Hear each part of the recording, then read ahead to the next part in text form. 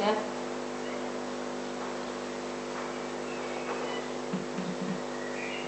No questions.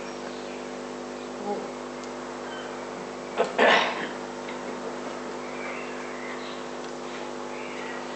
That means Sahaj Yogis have become quite capable of explaining Sahaj Yoga, and I am very proud of them. When I went to Australia, the newspaper people asked me, "Mother, are all your disciples scholars?" I said, "No, they are very common people. They have to be very common and normal people." And they said, "The way they know things, surprisingly, we feel they are all scholars." I said, "All scholarship is within yourself. All the knowledge is within yourself. If you only can get light there, you can see all that knowledge is within you. You don't have to go anywhere for your knowledge. It's all inside. Everything is built in.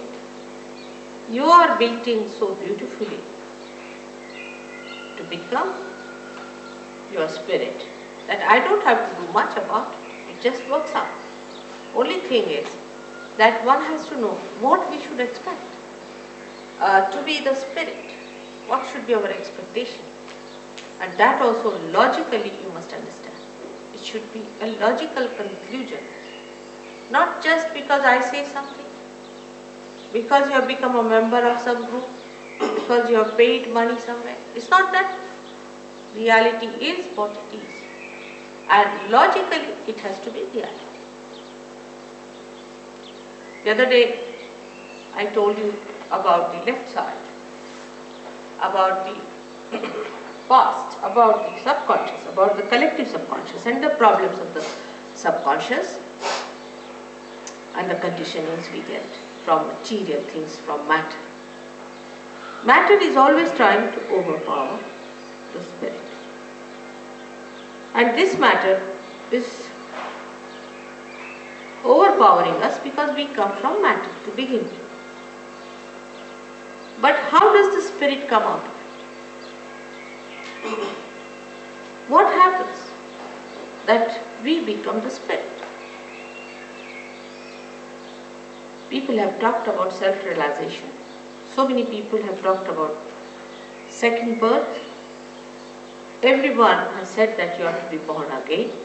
There are many people who go about saying, "I am twice born," self-certified. You can find all kinds of people in this world who are knowing that something has to happen, some breakthrough has to take place, something we have to see. Imagine at the time of Christ, there were not so many people who were seeking. Nobody could talk to the disciples also much. They were just ordinary fishermen, very simple people. But today is the time when you find so many of seekers all over the world. Seeking what? What are you seeking? The seeking is of your spirit. Now this is also a very vague term to say you are seeking your spirit. Now what is this spirit supposed to be? And why should we seek this spirit? In our evolution, we are human beings. Our awareness is that of human beings. And this awareness of human beings is not the ultimate. If it was, we would not have been seeking. It's not the end of it. We have to reach at a point where something more has to happen. Now how do we approach the subject logically? In our evolution, what has happened to us? We were animals, from there we became human beings. What is so special about human beings compared to animals? In the awareness of man, there is a new dimension. For example, you can take a horse to a dirty lane, he doesn't feel anything. The dirt or filth or beauty, colors, nothing. Makes no difference. But if you take a human being through a dirty lane or a dirty house, immediately he understands, he doesn't like it. So what has come into us is nothing but in our awareness, a new dimension compared to animals. Or we can say in very scientific way is that in our central nervous system,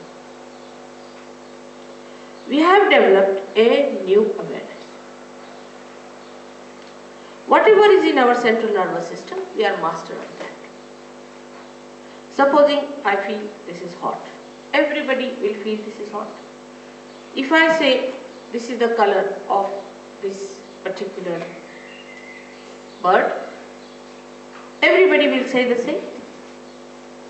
So whatever is the awareness of one human being, awareness, I am saying, not the myth, not the hallucination, but the reality, as far as his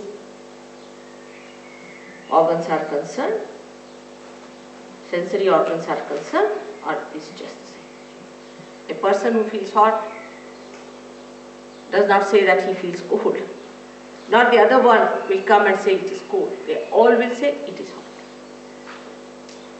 So, one thing is there, the truth is one. It cannot be two. And that whatever has to happen now in our evolution has to be in our awareness.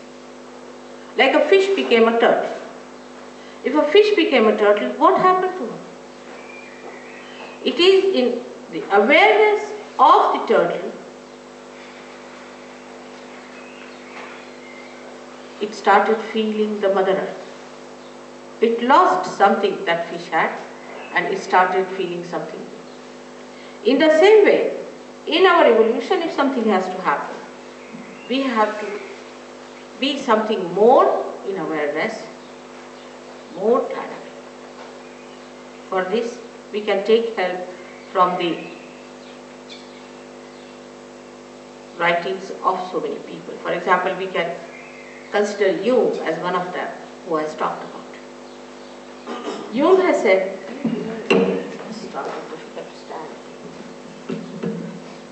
Jung has said that when the breakthrough will take place, the human beings will become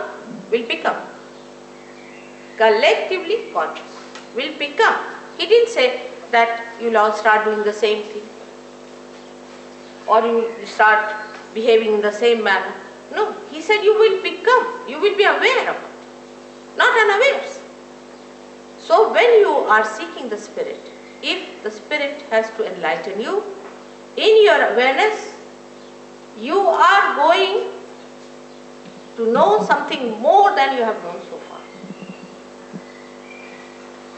For example, you might feel it hot and cold today, but maybe with that awareness, you might feel something different about it. He has said it very clearly that you have to become collectively conscious. So the becoming is the point in our evolution, nothing else. We become something else. In Sanskrit language, for example, they say, for a realized soul.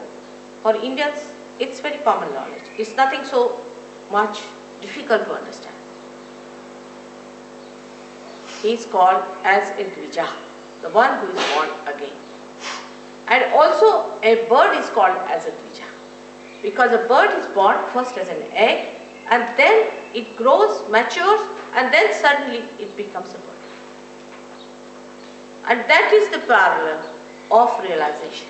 You also know that on the Easter day, we give eggs. It has the same symbol, that we are eggs and we have to become the birds. So just now at this stage when we are human beings, we are just limited like an egg to grow up to a point where you can become the bird. All other sort of things people talk of is not the realization. Like, I may say that, alright, if I mesmerize you very well, I can give you bottles and you might start sucking the bottles just casually. Even knowing that you are doing something funny, you are doing it. You will be compelled to do it because you are mesmerized. Any such activity that we fall into is not realization. Because whatever has happened to you as human beings that you are, you have done no activity whatsoever. We didn't cut our tails as monkeys to become human beings. It has happened spontaneously, like a flower becoming a fruit. It's a living process. One does not realize that whatever has to happen to you is a living process, it's not a dead process. What we can do is all dead. For example, we can stand on our heads, we can jump, we can run, we can do all kinds of things, but that is not the living process. The living process is when you become something, and that becoming must be asked by all honest seekers. If you are not honest, then it's difficult. Or even if you are honest and you are misidentified with certain ideas you have read because you have paid for the book, or you have paid for an organization, you paid for someone, that's not going to help. What we have to see, what we become. And that's what yesterday I told, that you become the master. You become the prophet. As Blake has said, that God of men will become prophets and they will have powers to make others prophets. So to be very honest with yourself, you should say, have I become a prophet? And can I make others prophet? This is a very simple way of looking at our realization, and this is what you are capable of. That you become the prophet, because everything is within you. The whole machinery is within you. You are like a computer. You are just to be put to the mains. It will start working. You have to just become that. And if you do not become that, then all other things, forming an organization and any such thing, is of no use, is of no value. It's all, I can say, misguidance. What have you got yourself? Supposing, if Ray has to say something, oh, mother saw a light and this happened and that happened, she has these powers, those powers, it's all useless. What is it to you? I may be the king of anything, so what does it matter to you? What has become of you is the important thing, and for that becoming, if I say there is everything placed within you, I have to prove it, that's all. This knowledge is not unknown to us, actually. It's all being described from the time of Moses, like he says the tree of fire. Now what is the tree of fire? Nobody knows. They just say there was tree of fire. But if you see the Kundalini completely enlightened, if you can see, it really looks like a tree of fire. And then it is said also in the Bible that I will appear before you like tongues of flames. Now what is that? No one explains, nobody knows. These tongues of flames are nothing but these centers, when they are enlightened, you see them just like tongues of flames. But you need not see them, because when you are outside the pavilion, you can see the pavilion. When you are inside, you don't see, you just see the hall.